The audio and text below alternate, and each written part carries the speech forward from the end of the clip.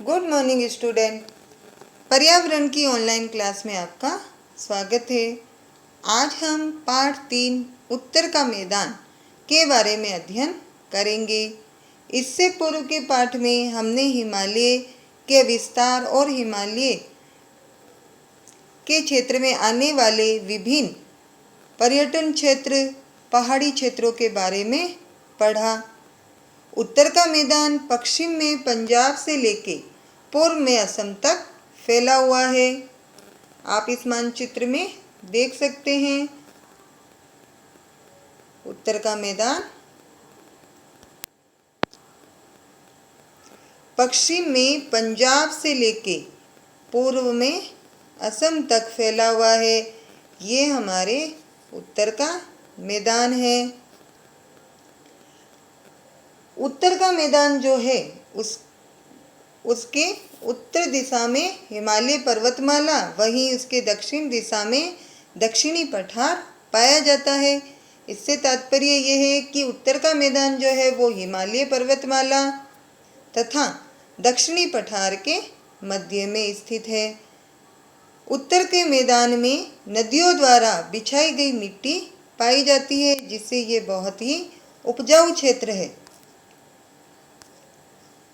इस मैदान में अनेक नदियां बहती है। उनमें से अधिकतर हिमालय से तो कुछ पठारी क्षेत्र से निकलती है। उत्तर के मैदान की भूमि जो है वो नदियों द्वारा लाई गई मिट्टी से ही बनी है।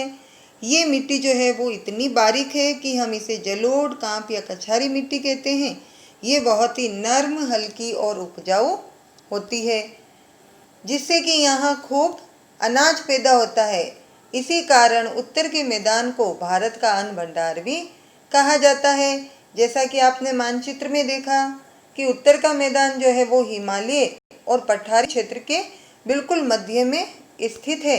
हमने इससे पूर्व अपने पाठ 2 में हिमालय पर्वतमाला के बारे में पढ़ा था, जिसमें हमने पढ़ा कि हिमालय से जो है विभिन्न प्रकार की नदियाँ निकलती है। हिमालय पर्वतमाला पर वर्ष भर बर्फ जमी रहती है, जिससे इन नदियों में कभी पानी की कमी नहीं होती है। तो इन्हीं नदियों की वजह से उत्तर का मैदान क्या है, बहुत अधिक उपजाऊ होता है। हिमालय पर्वत श्रेणी वर्ष भर बर्फ से ढकी रहती है, इसलिए यहाँ से निकलने वाली नदियों में पानी बना रहता है और ये नदियाँ पूरे वर्ष सिंचाई करती है।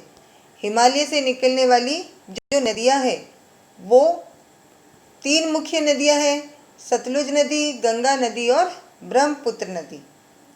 ये उत्तर के मैदान को 3 भागों में बांटती है, जिन्हें हम बेसिन या घाटी कहते हैं। बेसिन क्या होता है?